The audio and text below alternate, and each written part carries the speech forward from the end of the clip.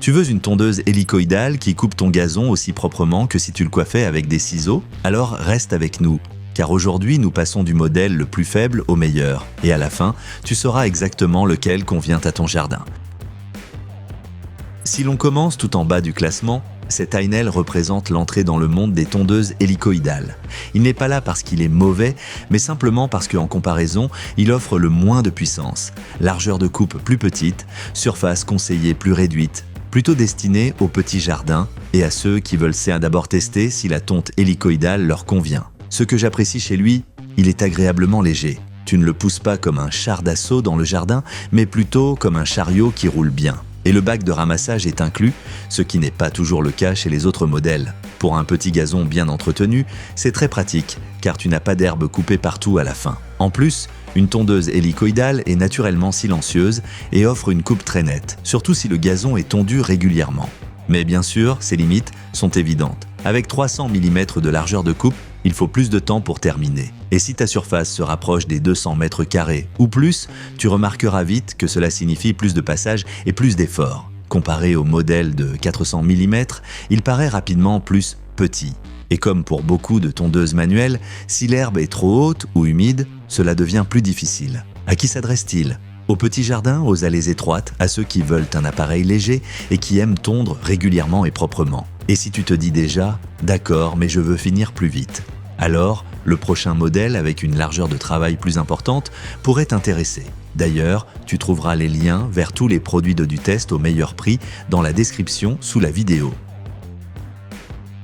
Passons maintenant à la Gardena classique, qui occupe exactement la place attendue dans le classement. Un vrai pas en avant, mais pas encore la catégorie confort. La grande différence, c'est la largeur de coupe. 400 mm, cela semble juste un peu plus, mais en pratique, tu le ressens immédiatement. Moins de passage, plus de rapidité et un gazon plus uniforme. Son point fort, c'est cette sensation typique de Gardena, simple, propre, silencieuse. Grâce à la technologie de coupe sans contact, la tonte est fluide et agréable. Et je te le dis, une fois que tu as tondu le matin avec une tondeuse aussi silencieuse sans bruit de moteur, tu ne veux plus revenir en arrière. Par rapport au petit Heinel, c'est clairement un meilleur choix pour une surface moyenne ou pour finir plus vite. Le point faible, le bac de ramassage n'est pas inclus. C'est ce qui le pénalise face à certains autres modèles, car soit tu laisses l'herbe au sol, soit tu dois acheter l'accessoire en plus. Il est conçu pour environ 200 mètres carrés, donc si tu te rapproches des 250 mètres carrés, il existe des alternatives plus adaptées. Et côté poids, il est sensiblement plus lourd que l'Heinel, même s'il reste maniable. Je le recommande si tu cherches une tondeuse fiable avec une bonne largeur de coupe et que tu n'as pas besoin d'un pack complet dès le départ. Mais si tu veux 400 mm, plus de surface couverte et idéalement un bac inclus, alors le modèle suivant sera encore plus intéressant. Et si la vidéo t'aide jusqu'ici, laisse un like et abonne-toi à la chaîne pour ne pas manquer les prochains tests. Là, ça devient vraiment intéressant, car cet Heinel est le champion du rapport qualité-prix du groupe. Il se classe devant la Gardena classique parce qu'à largeur similaire, il donne une impression de pack complet. 400 mm de largeur, jusqu'à 250 mètres carrés recommandés et un grand bac inclus. C'est exactement ce que beaucoup recherchent. Tondre et c'est tout. Son point fort, c'est l'équilibre entre vitesse et maniabilité. Il est plus léger que certains concurrents de 400 mm et cela se sent quand tu le pousses. Le bac de 27 litres est suffisamment grand pour éviter des arrêts fréquents. Si tu entretiens ton gazon régulièrement, tu obtiens une coupe nette, sans bruit, sans câble et sans émission. Par rapport au petit Heinel, c'est clairement plus abouti. Et comparé à la Gardena classique, il est plus complet grâce au bac inclus. Bien sûr, il a aussi ses limites. La plage de hauteur de coupe n'est pas aussi large que sur certains modèles plus avancés. Et comme toujours, si tu laisses l'herbe pousser trop longtemps, la tonte manuelle devient moins agréable. Mais pour un entretien normal du gazon, il fait très bien le travail. Je le vois idéal pour des jardins petits à moyens où tu veux travailler rapidement et récupérer directement l'herbe coupée. Mais si tu recherches encore plus de confort et une sensation d'utilisation plus fluide, alors regardons le modèle confort. Voici la version Comfort de Gardena qui se classe devant l'Heinel G CHM400 malgré l'absence de bac inclus. Pourquoi ? Parce qu'elle mise davantage sur le confort d'utilisation et une expérience plus harmonieuse. Ce n'est pas une seule grande fonction spectaculaire, mais de nombreux petits détails qui rendent la tonte plus agréable. La base est solide, 400 mm de largeur et jusqu'à 250 mètres carrés recommandés. donc sur le papier au même niveau que l'Inel.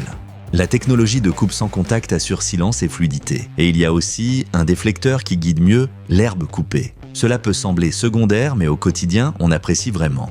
Le revers de la médaille, avec 9,4 kg, c'est le plus lourd des modèles de 400 mm ici. Cela ne veut pas dire qu'il est difficile à utiliser, mais tu le ressens lors des manœuvres. Et le bac reste en option comme pour la version classique. Le choix est donc simple. Veux-tu un pack complet avec bac inclus et un poids plus léger, ou préfères-tu plus de confort quitte à ajouter un accessoire? Je le recommande aux amateurs de la marque Gardena qui aiment une tonde silencieuse et propre et qui accordent de l'importance à la maniabilité. Mais si tu veux le maximum de puissance de coupe et une plage de hauteur encore plus large, passons au numéro 1. Et nous arrivons au modèle phare de cette sélection, le Fiskars Stay-Sharp Max.